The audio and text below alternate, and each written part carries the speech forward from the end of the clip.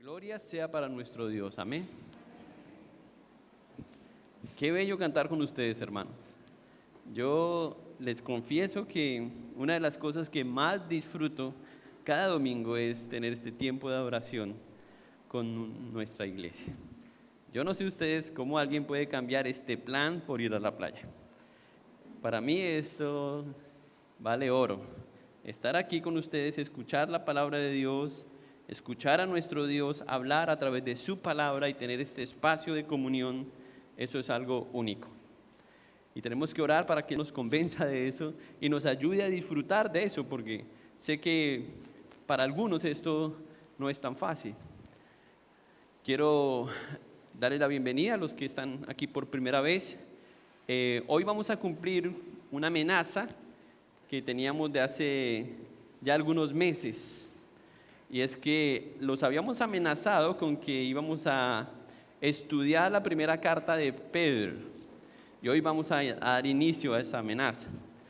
¿Cuántos de ustedes han estado orando por eso? No, eso explica por qué nos demoramos tanto. Espero que por ahora puedan leer la carta varias veces. Esta es una carta muy pequeña, pero es como un yunque. Es pequeñita pero pesada. Yo no sé cómo Pedro hace para meter todo lo que él dice ahí dentro de solamente 5 capítulos o 105 versículos. Es increíble en realidad. Yo, desde que pensé en estudiar en esta carta con ustedes, la he leído, no sé, creo que por lo menos una docena de veces y sigo sacudiéndome la cabeza. Pero es una carta bellísima y espero que ustedes tengan una mejor idea de lo que Pedro va a decir y también que algunos reconstruyan la imagen pobre que tienen algunos de Pedro, porque sé que Pedro goza de muy mala fama. Ahora quisiera iniciar ayudándoles a pensar en algo. Imagínense que cada dificultad que ustedes tuviesen, cada sufrimiento, cada humillación por la que cada uno de ustedes pasara, usted recibiera $1.000.000 por cada una de esas dificultades. Algunos tendrían bastante dinero, ¿cierto? Cada prueba que usted tenga que pasar, cada sufrimiento, cada humillación, usted inmediatamente es hacedor de $1.000.000.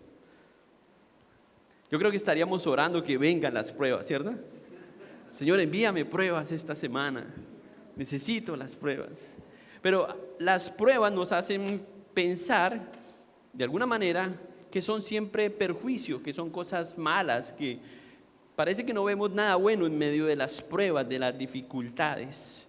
Y creo que después de estudiar esta carta de Pedro, nuestra perspectiva tiene que cambiar al respecto, acerca de las pruebas. No es que Pedro es masoquista y va a enseñarnos a sufrir, sino que Pedro da por sentado que el sufrimiento hace parte de la vida y quiere enseñarnos cómo sufrir bien. ¿Ok? Y es una de las razones principales por las que Pedro está escribiendo esta carta, porque él está pensando en un grupo de creyentes y él quiere animar a esos creyentes. Ahora, lo difícil de esto, creo que el pensar así de las pruebas nos ayudaría no solamente a cambiar la forma en que vemos las pruebas o el sufrimiento, sino y le daría como un mejor prestigio al sufrimiento, sino que también le daría un propósito al sufrimiento, a las dificultades, le daría algo, un sentido de la razón de por qué tenemos que pasar por esas pruebas y dificultades. Ahora, es interesante que Pedro sea quien desarrolle ese tema. Pedro, quien conocemos bien por su fama, Pedro fue el que cortó la oreja del esclavo del sumo sacerdote, ¿recuerdan eso en uno de los evangelios? El que negó 3 veces a Jesús por temor a ser descubierto, el mismo al que Jesús le dijo: apártate de mí, Satanás. La fama de Pedro era innegable. Era tal la fama de Pedro que lo consideraban el pescador ignorante. Y podemos decir muchas cosas de Pedro que son una realidad, pero también tenemos que reconocer que eso hizo parte del proceso y de las pruebas de Pedro. Y ahora, cuando leemos la carta de Pedro, vemos a un Pedro que ha pasado por todas esas cosas, un Pedro maduro. Han pasado más de 30 años y Pedro, con cierta propiedad y experiencia en el Señor, quiere enseñar lo que él vivió en medio de todo eso, porque él sabe que esto puede edificar a la iglesia y puede traer una esperanza a la iglesia.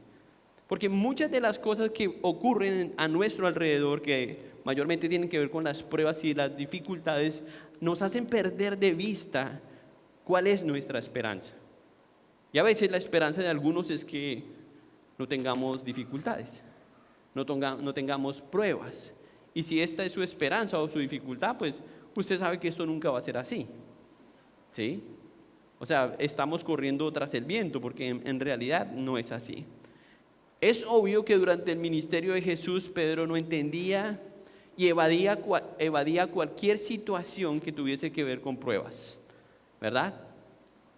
Esa frase que creo yo una de las más fuertes en el Nuevo Testamento, porque yo nunca escuché a Jesús decir algo tan fuerte: apártate de mí, Satanás.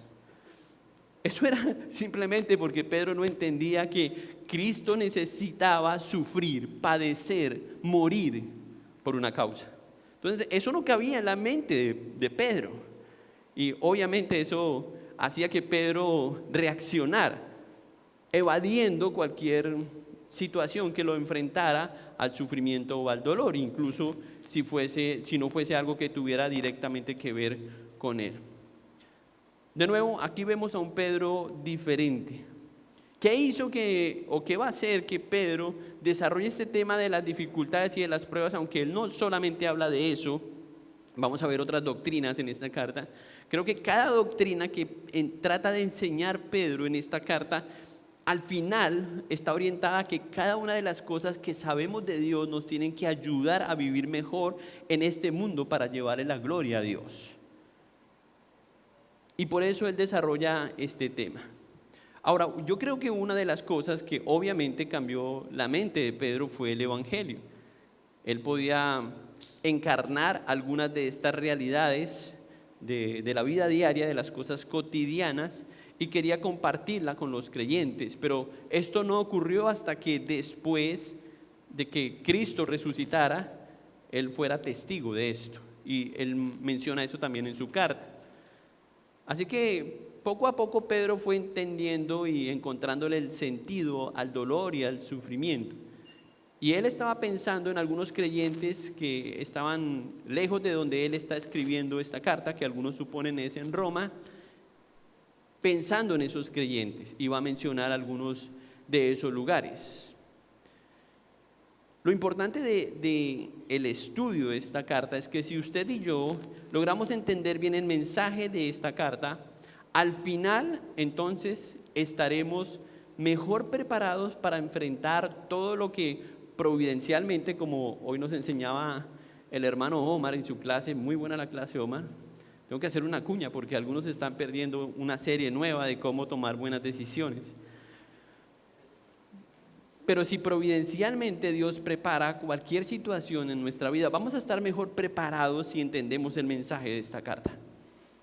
Y es por eso que Pedro toma tiempo para escribir y transmitir algunas de sus experiencias o lo que él considera que es importante para eso. Que el Señor permita que nuestro peregrinar, nuestro paso por este mundo, con todo el paquete, con todo el equipaje, esté siendo utilizado para llevar gloria al nombre del Señor. Por eso titulamos esta serie "Cómo andar en una tierra ajena". Cómo andar en este mundo, cómo vivir en medio de todo lo que nos preocupa hoy día. Estamos huyendo a los problemas, le estamos huyendo a las dificultades. ¿Y cómo vivir el cristiano en medio de un mundo donde todo está patas arriba? ¿Cómo lo hacemos? Bueno, aquí está la respuesta. La palabra de Dios nos enseña cómo hacerlo y cómo encontrar gozo en medio de eso. Así que les voy a pedir que oremos para que Dios nos dirija no solamente en esta predicación, sino en lo que va a ser el contenido de esta serie. Amén. Padre, te damos muchas gracias esta mañana. Nos encontramos nuevamente delante de ti, deseando escucharte. Yo quisiera creer, Señor, que todos en este recinto, en este lugar, han puesto su fe en Jesús y entienden, Señor, el sufrimiento que Él pasó por nosotros. Pero si hay alguien aquí, Señor, que todavía no ha entendido el sentido de la cruz, de la muerte y de la resurrección de Cristo, oramos, Padre, que hoy abra sus ojos, que le des fe para creer y que esa persona hoy pueda entregar su vida a ti antes de salir de este lugar. Te ruego también por los creyentes que están en este lugar, Señor. Ruego, Señor, para que nos enseñes y nos ayudes, Señor, a vivir esta vida, Señor, como nos la has dado. Equípanos, Señor, que tu Espíritu Santo nos ayude, Señor, a aplicar todo lo que a lo largo de esta serie podamos escuchar, Señor, que sea para edificación de la iglesia y para la gloria del nombre de tu Hijo Cristo. Conduce nuestros labios, nuestros pensamientos, Señor, y ayúdanos a fijar nuestros ojos, Señor, en lo que tú has dicho y has revelado aquí a través de este apóstol. Gracias te damos, Señor, y oramos así en el nombre de Jesús. Amén. Bien, vamos a leer los primeros 3 versículos de esta carta y vamos a ir así poco a poco.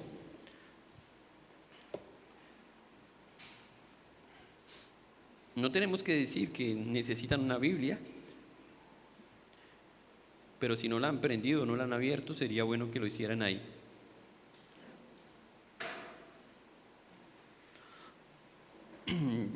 Dice el versículo 1, Pedro, apóstol de Jesucristo, a los expatriados de la dispersión en Ponto, Galacia, Capadocia, Asia, Bitinia, elegidos según la presencia de Dios Padre en santificación del Espíritu, para obedecer y ser rociados con la sangre de Jesucristo. Gracia y paz os sean multiplicadas. Yo creo que ya notaron la densidad del saludo de Pedro aquí en esta carta. O sea, él no puede decir solamente hola. No hay un saludo breve para Pedro. El saludo de Pedro deja de entremano, de entrada, nos deja ver muchas de las cosas que él pretende desarrollar. Y él no pierde tiempo para ir hablando de lo que es importante. Muy diferente a lo que nosotros hacemos cuando nos encontramos con alguien. Es a veces simplemente un formalismo, pero Pedro no está aquí usando un formalismo, sino que va mucho más allá, tratando de llamar la atención de quienes van a ser su audiencia. Lo primero que él dice y deja claro es su autoría. Él dice, Pedro, apóstol de Cristo. Yo creo que hablamos de eso hace unos días.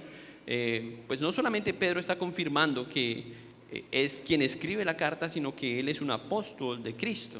Y aunque muchos han puesto más énfasis de lo que el mismo Pedro pone en la importancia de sus escritos, Pedro quiere que todos sepan que es él quien se va a dirigir a la iglesia o a las iglesias, porque si notaron ahí está hablando de Ponto, Galacia y Capadocia, que son un grupo de iglesias en una región. Inicialmente este hombre era conocido con el nombre de, ¿recuerdan? Simón. Hasta que Jesús le cambia el nombre por ese otro nombre que es conocido como Cefas o Pedro, ¿sí? Y simplemente esto, pues yo no sé cuál es la razón por la que Jesús le cambia el nombre. El otro nombre también era bonito, ¿sí? Creo que significa, no recuerdo lo que significa, pero creo que Dios habla.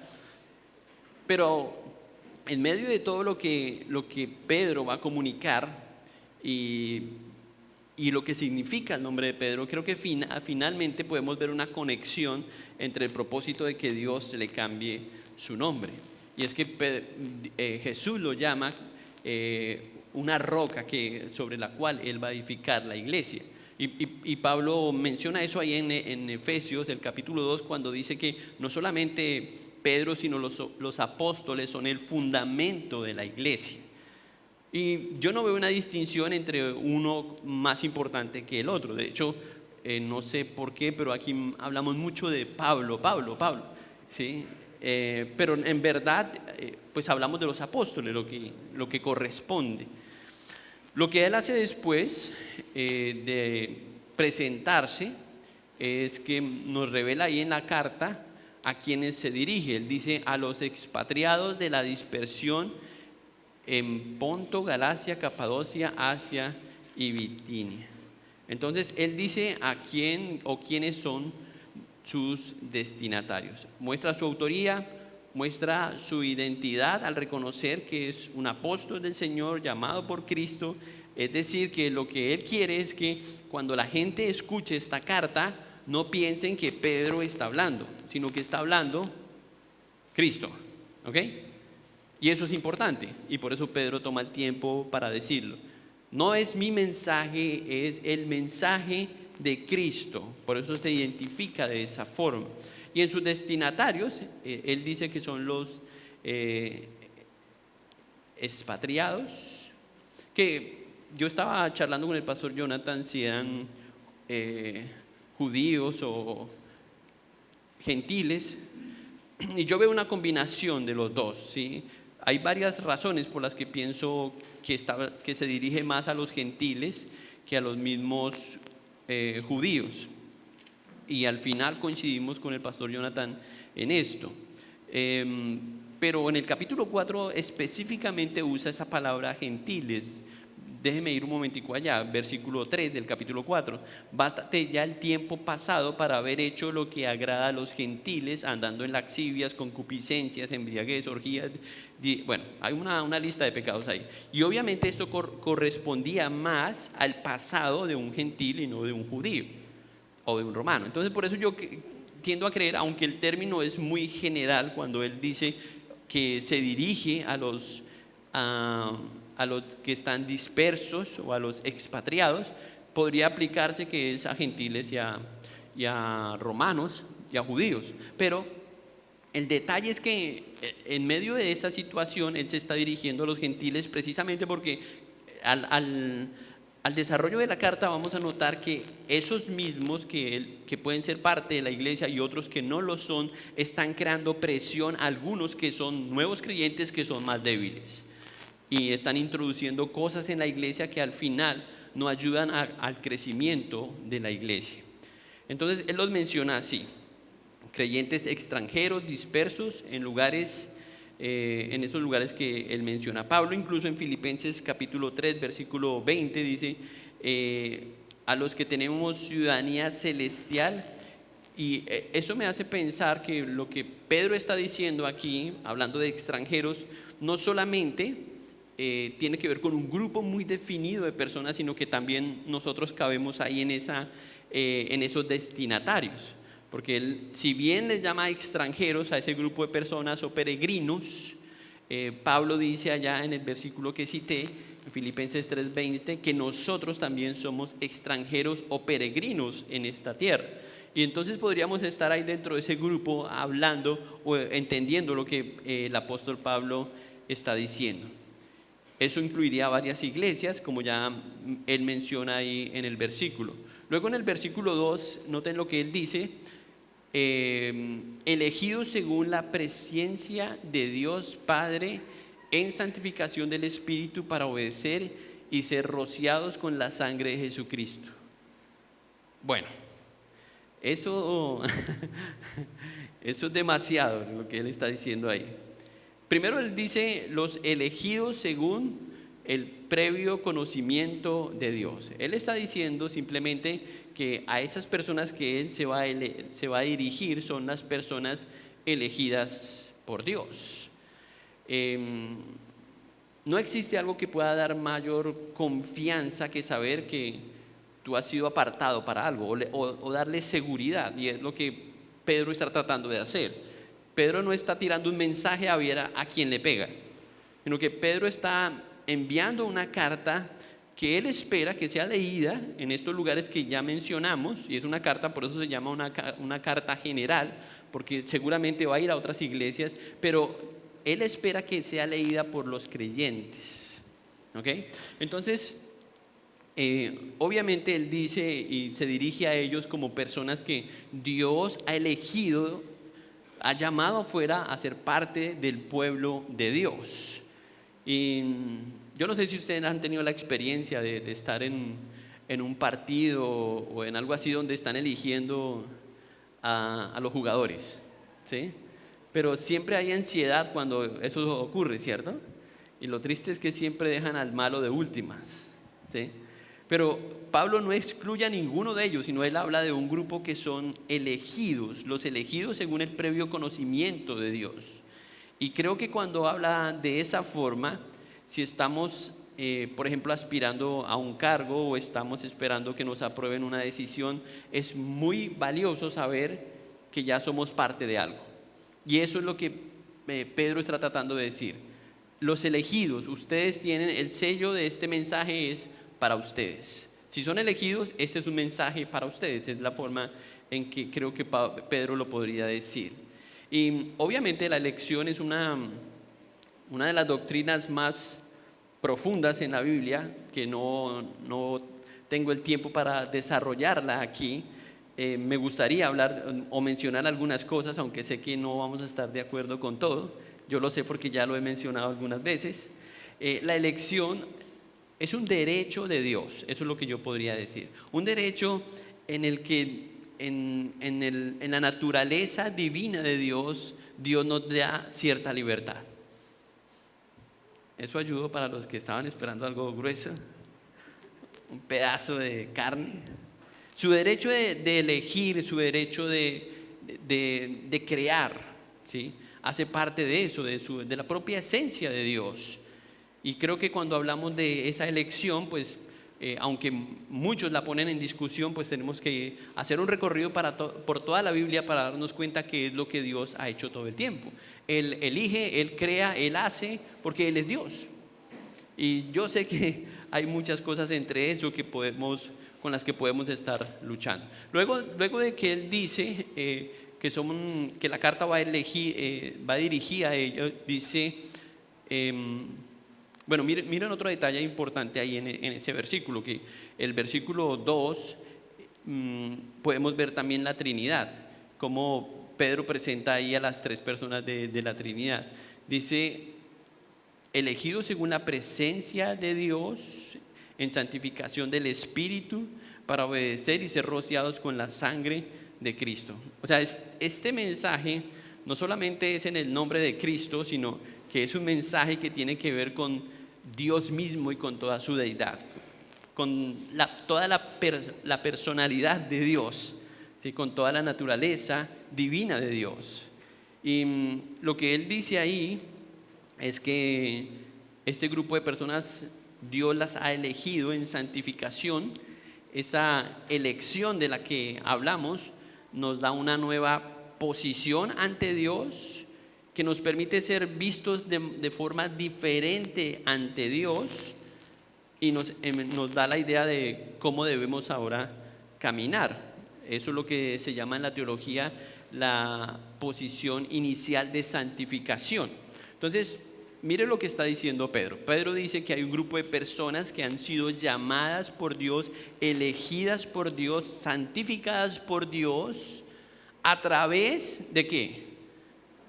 De la sangre de Cristo, ¿sí? A través del sacrificio de Cristo, que van a recibir un mensaje especial, ¿ok?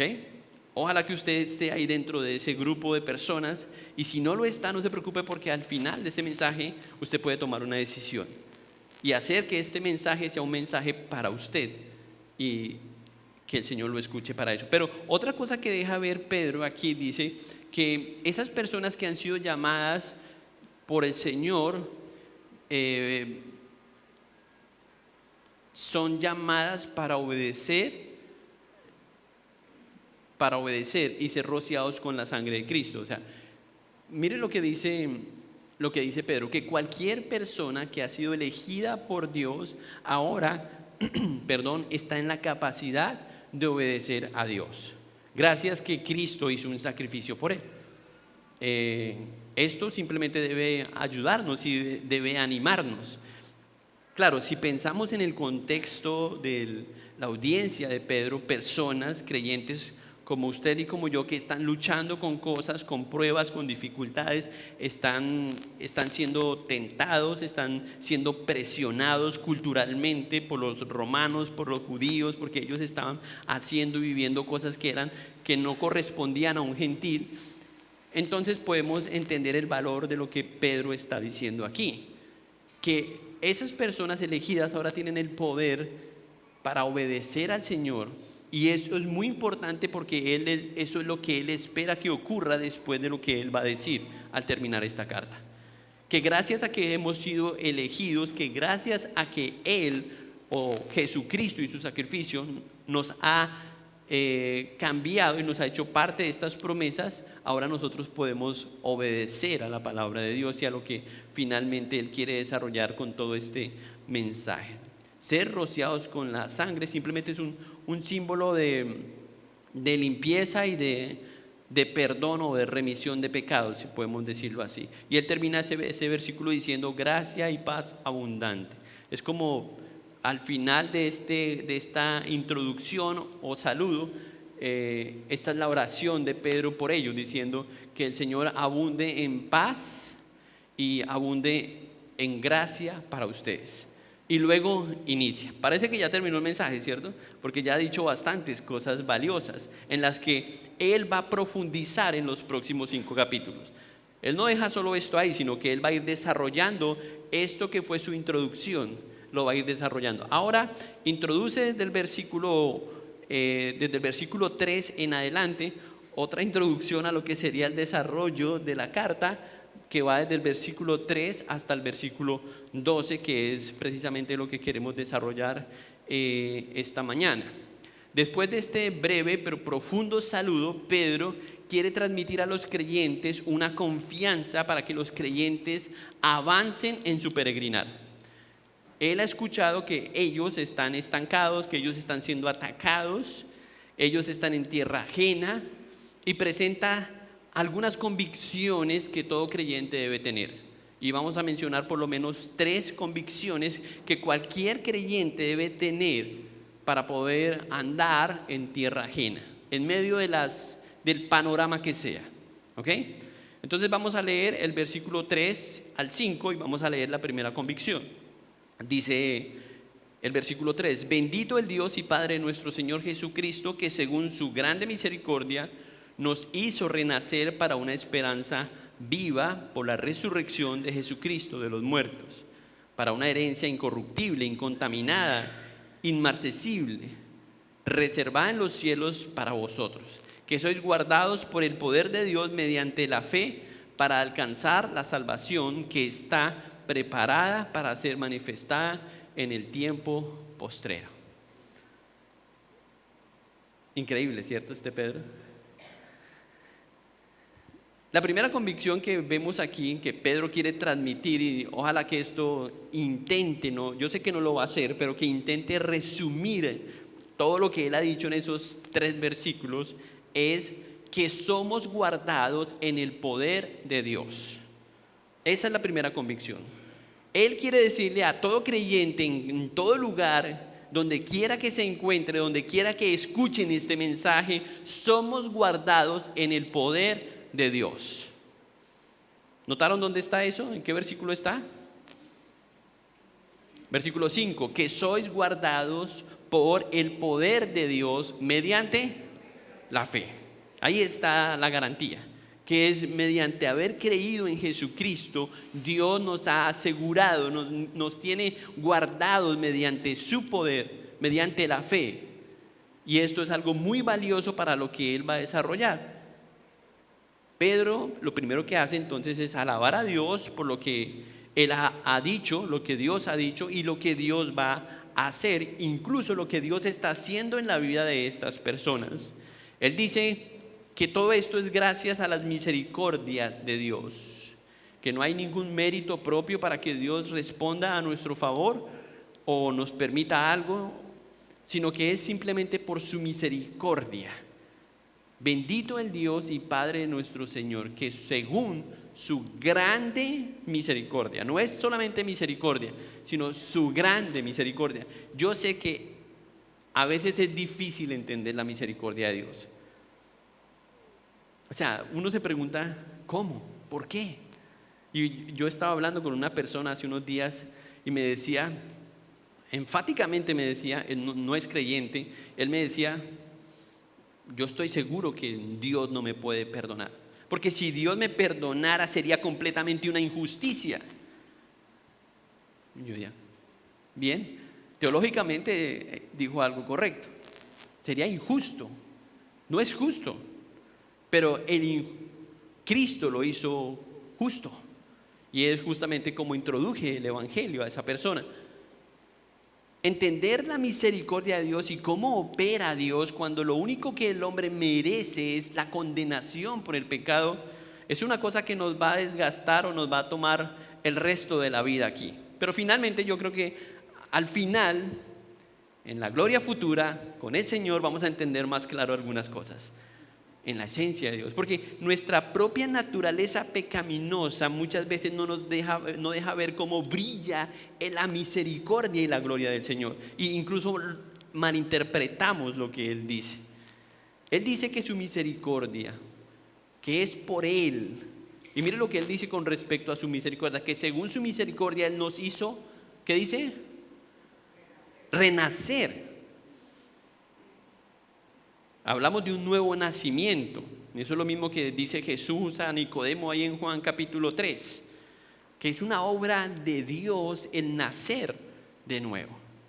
Y que es solamente por la obra de Dios que esto ocurre, que por la misericordia de Dios, Dios ha hecho renacer a algunos, y Pedro está especificando quiénes son esas personas y está dándole crédito a Jesús por la obra que Dios hizo en la vida de esas personas. Entonces él está alabando a Dios porque gracias a Dios y a lo que Cristo hizo, estas personas en esos lugares han nacido de nuevo. Eso es lo que dice Pedro. Alabanza a nuestro Dios, gloria a Dios. Yo estaba, le tomé una foto a esos, se apagó el celular. Le tomé una foto a ese cantico que nos enseñaron, ¿cierto? La roca decía algo de nuestra esperanza, la roca. Y yo creo que Pedro estaría feliz cantando esa canción, ¿sí?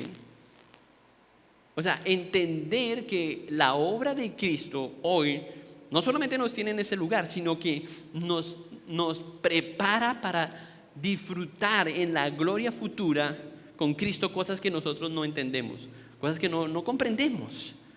Y es solamente por la obra y el poder de Cristo. Entonces recuerden, la primera convicción es que somos guardados en el poder de Dios. ¿Cómo somos guardados? Bueno, inicialmente porque somos escogidos por Dios, somos renacidos por la misericordia de Dios. Este poder ha sido o debería ser experimentado por todo creyente, porque mire lo que él dice ahí, dice, según su grande misericordia nos hizo renacer para una esperanza viva, que es lo que Pedro pretende que ellos recuerden cuál es su esperanza, y nos dice por qué, por la resurrección de Cristo. El domingo pasado estuvimos celebrando la resurrección de nuestro Salvador, ¿sí? Y este poder de la resurrección de Cristo es algo que experimentan cada uno de los creyentes cuando han renacido nuevamente por la misericordia del Señor. Porque dice la Biblia que todos estábamos muertos. Pablo lo explica en los primeros capítulos de Efesios. Todos estábamos muertos. Y muertos resucitamos para vida eterna por la resurrección de Cristo. Entonces, estuvimos celebrando la resurrección.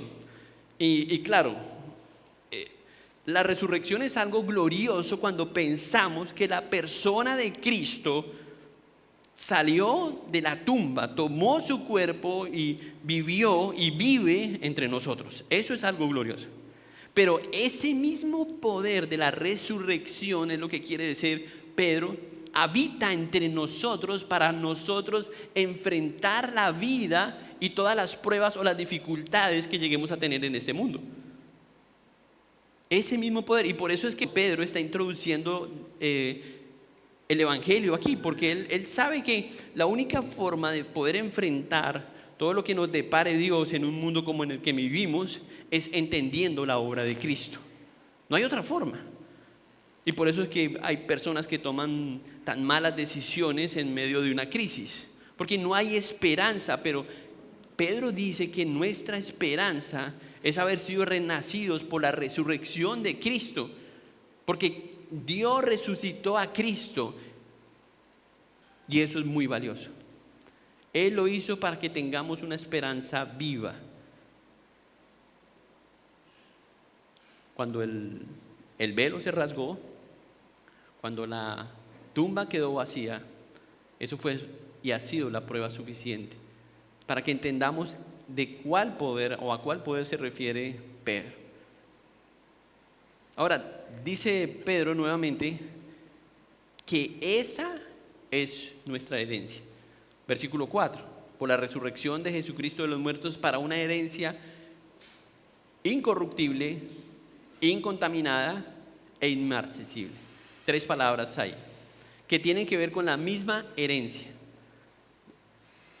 Yo he escuchado a muchas personas que han recibido una herencia, de pronto hay aquí personas que han recibido herencia.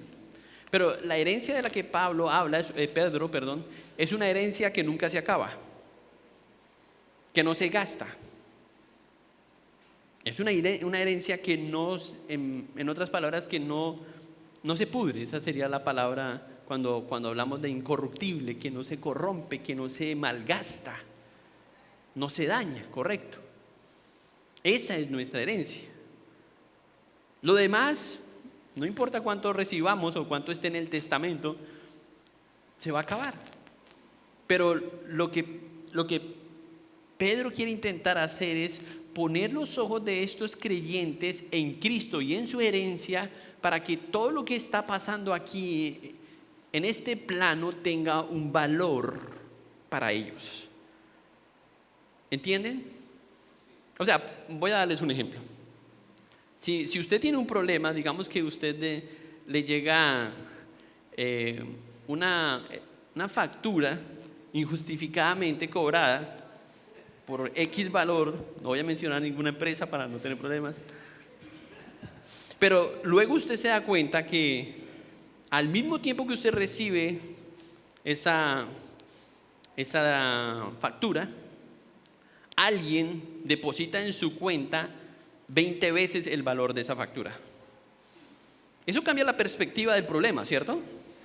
Entonces, no, vamos a pagar eso no hay lío con eso, ¿sí?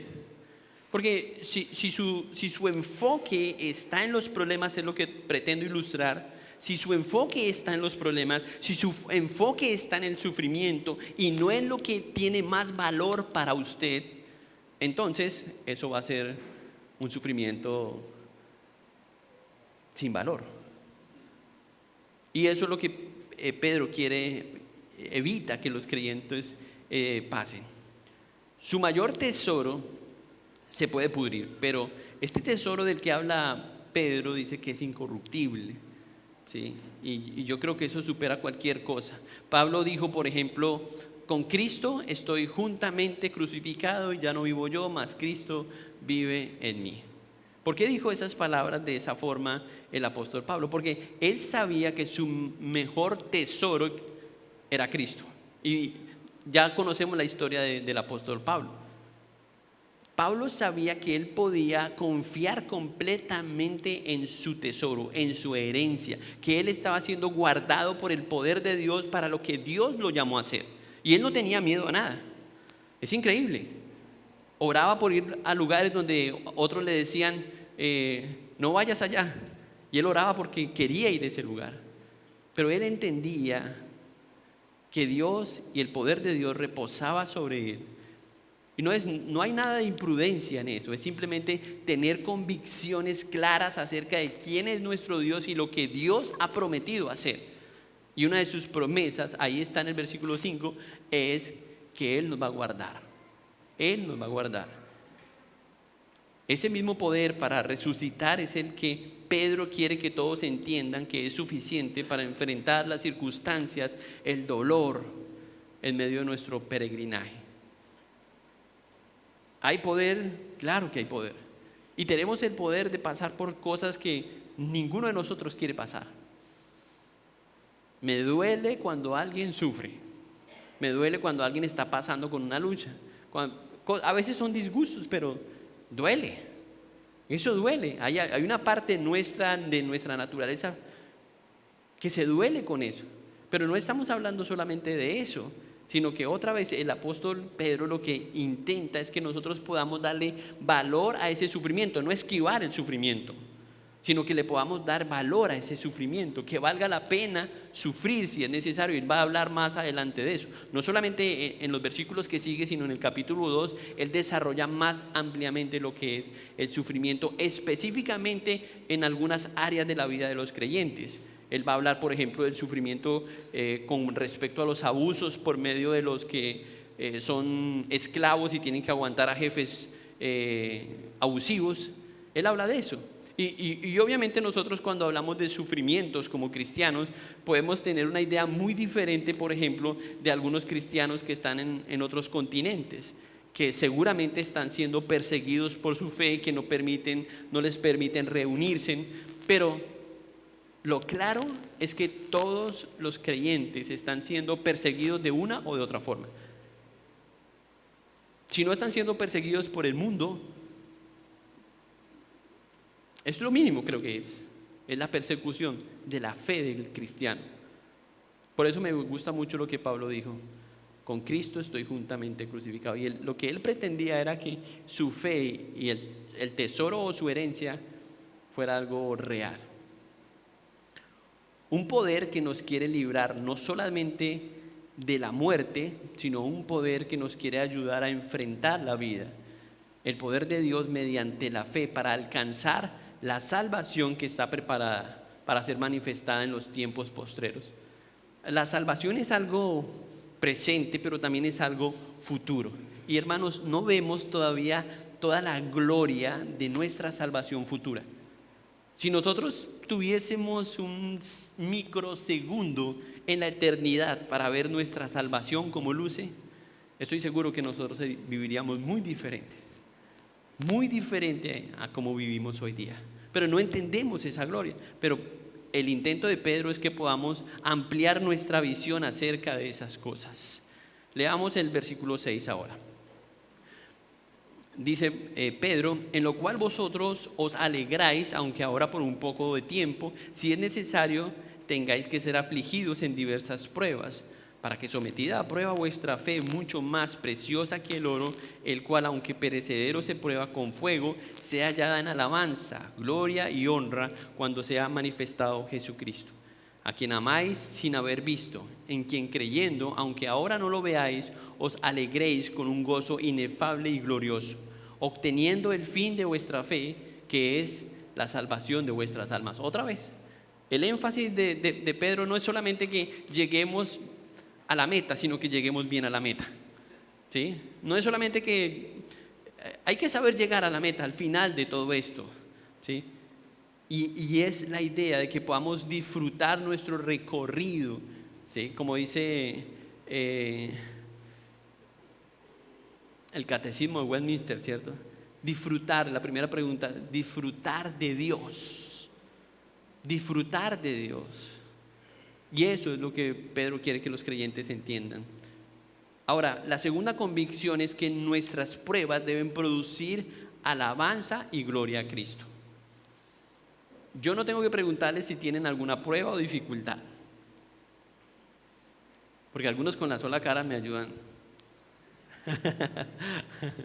Tienen dificultad con el sueño, por ejemplo. No piensen que estoy pensando mal. Eso podría ser una dificultad. Pero ¿cómo hacemos en medio de un mundo donde vivimos tiempos tan difíciles, donde las leyes se desbordan y la insatisfacción en todo aspecto crece? ¿Cómo hacemos para que las dificultades y lo que vivimos diariamente produzca algo de gloria para Dios? ¿Cómo hacer eso? ¿Parece eso de solamente apóstoles? ¿De solo hombres piadosos? Es posible que estemos, ¿saben una cosa, hermanos? Es posible que estemos viviendo los mejores tiempos de la iglesia. No me creyeron. Porque si nos damos cuenta, estamos siendo probados. Y a través de las pruebas es como la iglesia es purificada. A través de la iglesia es como, perdón, a través de las pruebas es como la fe tiene que sobresalir más. Y yo noto eso en cada circunstancia. Cuando estamos en consejería, yo intento dar esperanza a las personas de esa forma, para ayudarles a entender que nuestro Dios soberano está usando una circunstancia para ayudarte a crecer y a que el evangelio, lo que tú crees, se haga vivo y real en esa circunstancia. Entonces, en medio de la inmoralidad, en medio de un panorama tan oscuro como el que estamos viviendo, ¿no sería más fácil que la luz brille? ¿Sí o no? Hacemos la prueba, apagamos la luz y prendemos aquí el celular. Si lo prendo no tiene sentido, pero con tanta luz, pero en medio de la oscuridad, en medio de las tinieblas, es como la luz va a brillar. Y por eso creo que es posible que la iglesia esté viviendo uno de los mejores tiempos, donde podamos mostrar nuestra fe a otros que no conocen a Cristo. Y creo que incluso Pedro está tratando de llevar y animar a estos hermanos de la misma forma. ¿Cómo podría algo malo producir algo bueno? ¿Cómo? Bueno, recuerden lo que él ya dijo. Él dijo que Dios que fuimos renacidos, estábamos muertos en pecados, y Él produjo de eso algo santo. Es decir, solamente el poder de Dios puede hacer algo así. No hay forma de que algo malo produzca algo bueno.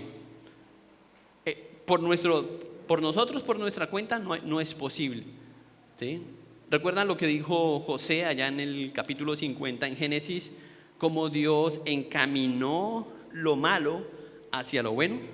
Que entre otras cosas, ustedes saben que los hermanos, todos, la familia terminó viviendo en Egipto, ¿cierto?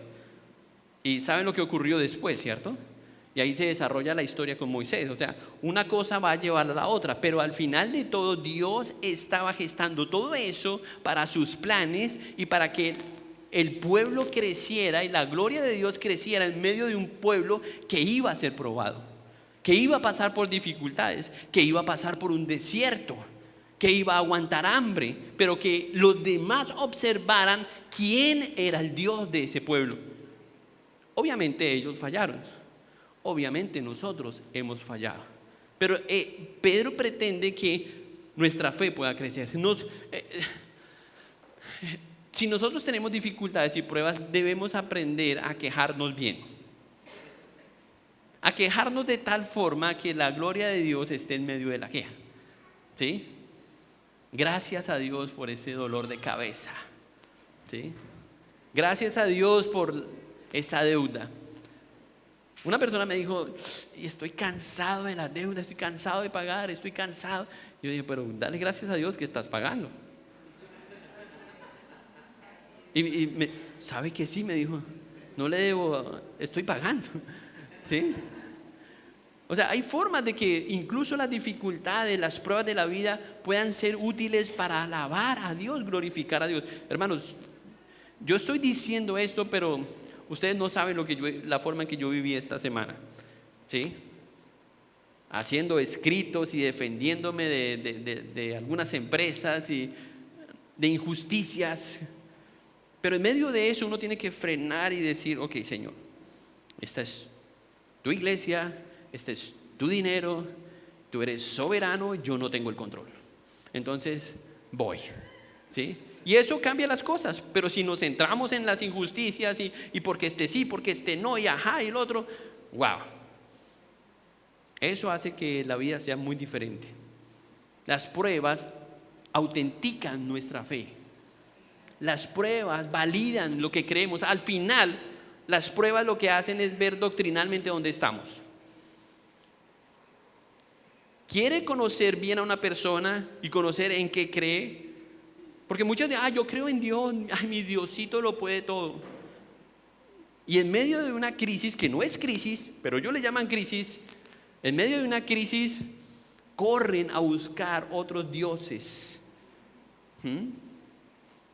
Dejan de creer en Dios.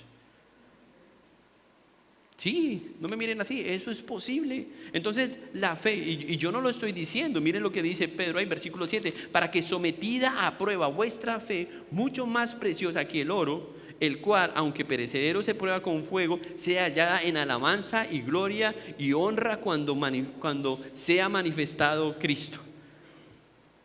¿Qué se va qué va a resaltar o qué debería resaltar en medio de la prueba? Nuestra fe, lo que creemos, quién es Cristo. Lo ordinario es que, claro, que en medio de una dificultad usted responda al mal con el mal, ¿cierto? Cuando le tiren la piedra, pero lo extraordinario es lo contrario. Es que usted no tire la piedra, es que la palabra blanda quite la ira. Esas cosas al final van a mostrar en quién creemos, a quién le creemos, si somos sus hijos, para que sometida a prueba vuestra fe. Yo no quiero preguntarles si ustedes quieren que su fe sea probada, porque yo entiendo que la fe de todos nosotros va a ser probada. Así como el oro pasa por un proceso que es el fuego, para convertirse en una joya, todos necesitamos ser probados para ser la novia del Cordero, la joya del Cordero. Todos, no hay excepción. Eso es algo. Jesús dijo: en el mundo tendréis aflicción. ¿Qué van a hacer con eso? Santiago dijo: cuando os halléis en diversas pruebas, gócenla. O sea, cuente con eso. Ese no es un problema. El problema es cómo respondemos a esa realidad nuestra. ¿Cómo estamos viviendo para el Señor? La única forma de llegar a la madurez es pasando por esas diferentes pruebas. Y una muestra de la madurez es que la prueba produzca el gozo. Esa es una muestra de madurez.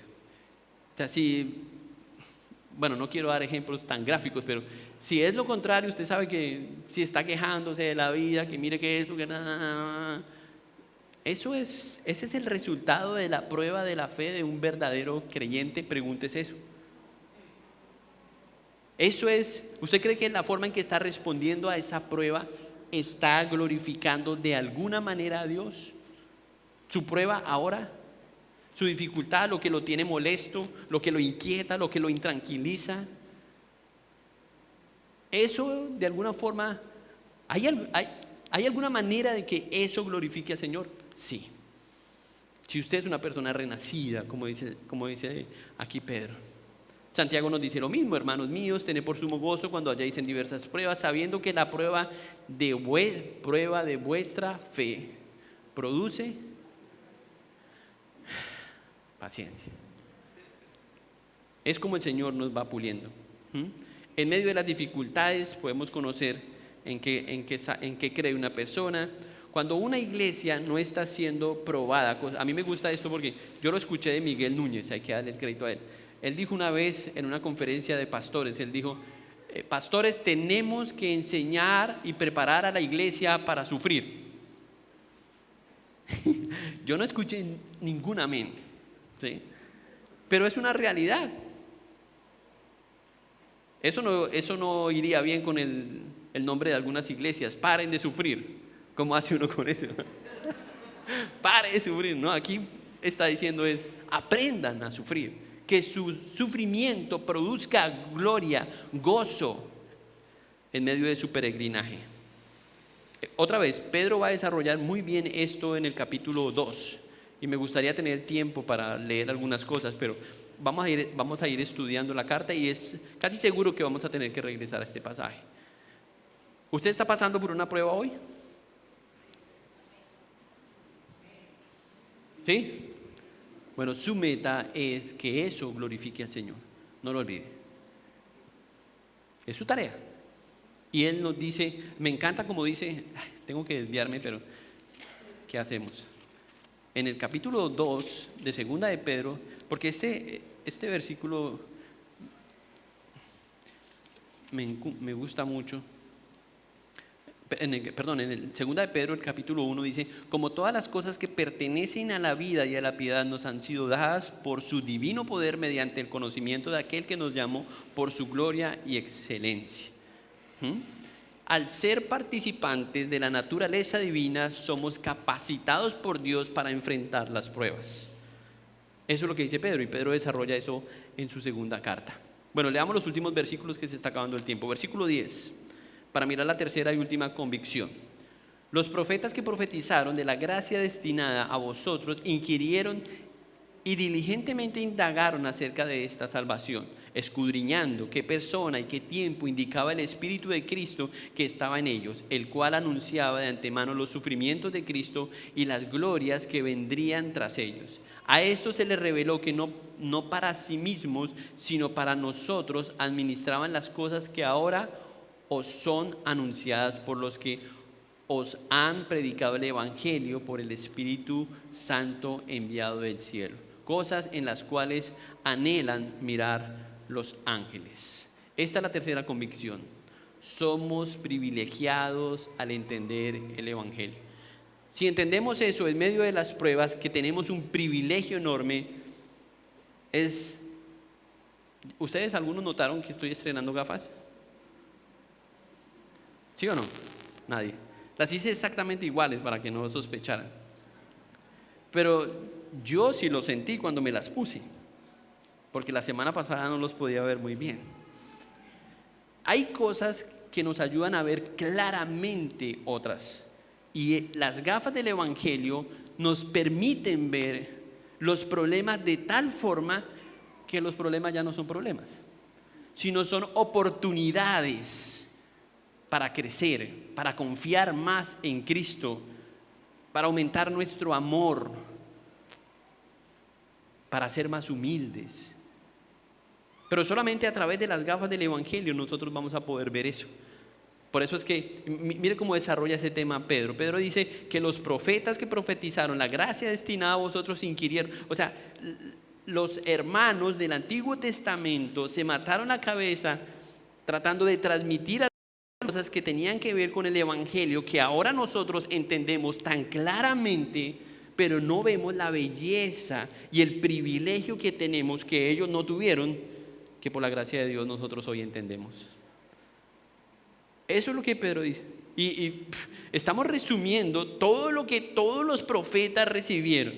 Y ellos no podían. Hay cosas que, si usted piensa en un profeta cualquiera, escoja cualquiera, Jeremías, ellos se rompieron la cabeza tratando de entender algunas cosas, porque ellos no veían todas las piezas del rompecabezas. Pero Pedro dice que ellos no podían ver las cosas, pero nosotros hoy sí. Ellos escudriñaron, hicieron el trabajo. Yo creo que algunos lo único que pudieron hacer fue orar, porque ni Wikipedia tenían, ni Google, ni nada. ¿Qué recursos les quedaba? Orar para entender lo que Dios les estaba diciendo, para poder ver la gloria, la grandeza de las promesas que Dios había manifestado en la profecía.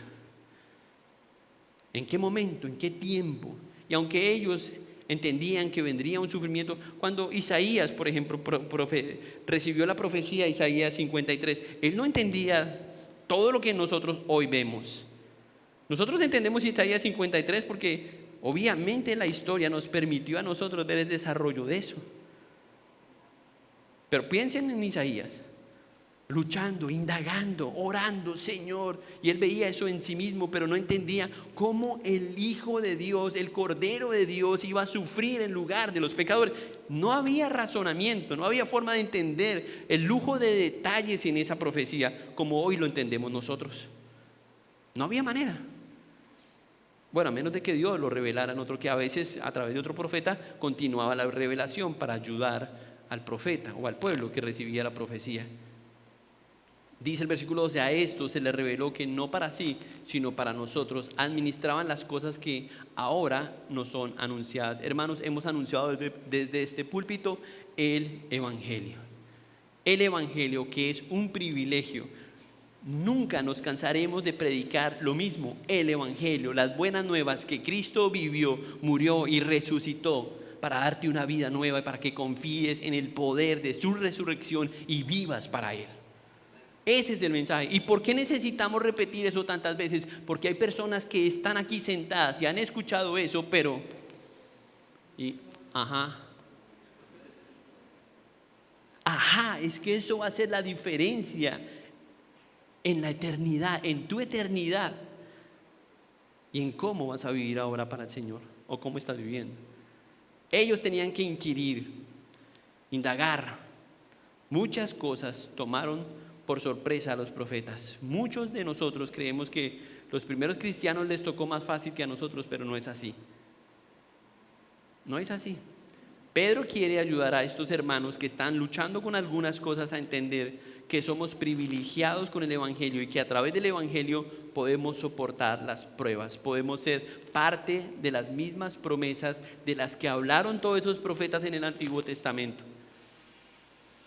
Dice incluso en el versículo 12, dice en la última parte, cosas en las cuales anhelan mirar los ángeles. O sea, los ángeles entienden que lo que nosotros hemos visto y entendemos hoy es un privilegio. Y no entienden cómo ese Dios que ellos comprenden, ese Dios con el que ellos tienen contacto, ha puesto su gracia sobre una cantidad de hombres y mujeres pecadores que no responden a la gracia de Dios. Yo imagino ahí a los ángeles tapándose con sus alas. ¡Ay, no, otra vez!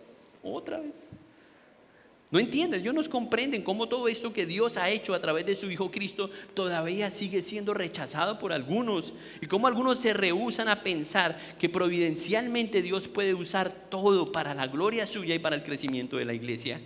La iglesia no entiende todo, pero debe entender lo suficiente, o lo que Pedro está diciendo, y él va a desarrollar otra vez en su segunda carta todos estos temas. Y en el capítulo 2 vamos a entender otras cosas. Una cosa más que Pedro quiere transmitir: goza tu salvación, vive como un privilegiado. No te quejes porque estamos mejor que los ángeles. No necesitamos un ángel, tenemos a Cristo.